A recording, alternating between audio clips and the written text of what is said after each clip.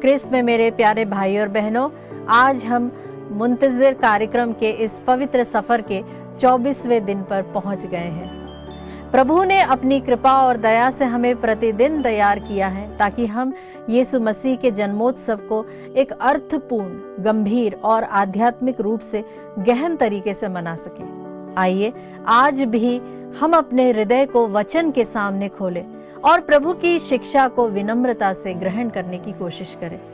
मैं प्रभु का धन्यवाद करती हूँ कि हम मुंतज़िर कार्यक्रम के द्वारा इस आगमन के सफर में इतने दिनों तक एक साथ बढ़ पाए।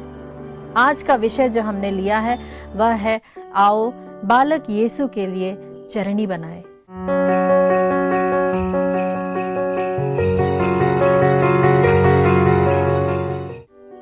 आजकल कई स्थानों पर प्रॉस्पेरिटी गॉस्पेल सुनने को मिलता है, जहां यह बताया जाता है कि प्रभु आपके लिए क्या कर सकते हैं, वह आपकी हर इच्छा कैसे पूरी करेंगे और आपको क्या क्या भौतिक वस्तुएं देंगे।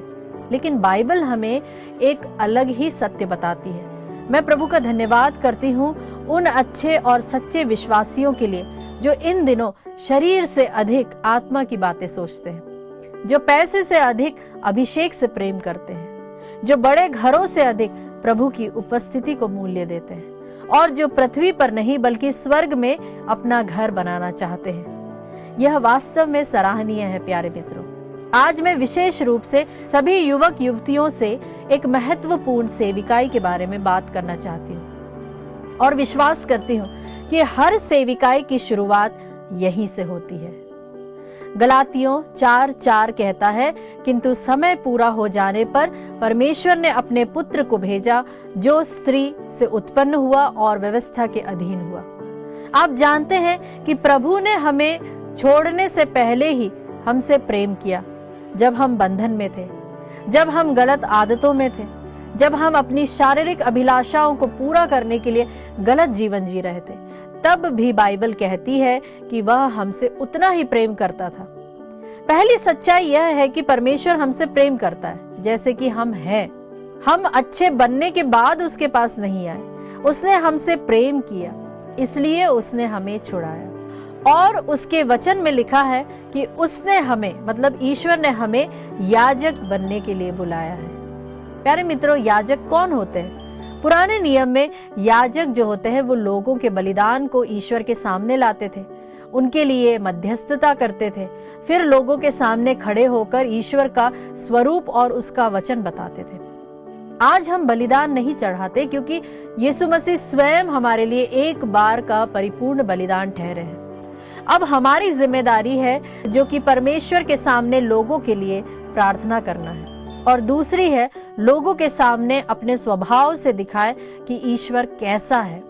आज मैं आपसे एक प्रश्न पूछना चाहती हूँ, क्या आप दूसरों के लिए प्रार्थना करते हैं?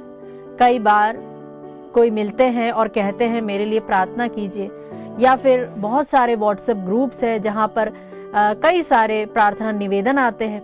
क्या हम उनके लिए प्रार्थना करते हैं? बाइबल बताती है जो छोटी बातों में विश्वास योग्य नहीं पाया जाता वह बड़ी बातों का अधिकारी नहीं बनाया जाएगा। हम में से कई लोग इसीलिए इस्तेमाल नहीं किए जाते क्योंकि जिन छोटे कामों को प्रभु ने हमें दिया है हम उन्हें निष्ठापूर्वक नहीं कर पाते। प्यारे मित्रों, आइए आज हम निर्णय लें कि दूसरों के लिए हम भी प्रार्थना करेंगे, उनके लिए मध्यस्थता करेंगे, और जब लोगों के बीच जाएंगे तो अपने स्वभाव, अपने चरित्र, अपने प्रेम से दिखाएंगे कि परमेश्वर कैसा है। इस प्रकार हम प्रभु के लिए एक योग्य चरनी बन सकते हैं जहां स्वयं प्रभु यीशु जन्म ले सके और वहां पर बस सके। प्यारे मित्रों, आज के प्रतीकात्मक आगमन चिन्ह के तौर पे हम लेंगे चरनी, मतलब मेंजर, जिसका आध्यात्मिक अर्थ है एक साधारण, साधनहीन, विनम्र स्थान। लेकिन उस साधारण चरनी में राजा यीशु ने जन्म लिया। चरनी हमें सिखाती है कि प्रभु घमंड में नहीं पर विनम्र हृदय में जन्म लेते हैं। पवित्रता और सरलता वही सच्ची आराधना है। प्रभु का जन्म उस व्यक्ति के जीवन में होता है जो तैयार है, चाहे वह कैसा भी हो। आज हम भी अपने हृदय को एक चरनी की तरह तैयार करें, विनम्र, पवित्र, प्रेम से भरा और दूसरों के लिए प्रार्थना करने वाला। प्रभु का वचन कहता है, यह आप लोगों के लिए पहचान होगी, आप एक बालक को कपड़ों में लपेटा हुआ और चरनी में लिटाया हुआ पाएंगे।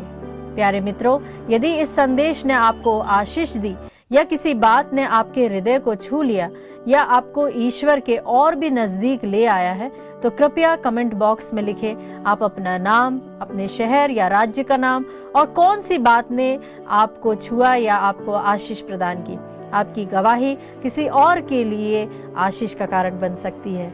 आप सबों को पुनः मेरा प्यार भरा जय यीशु।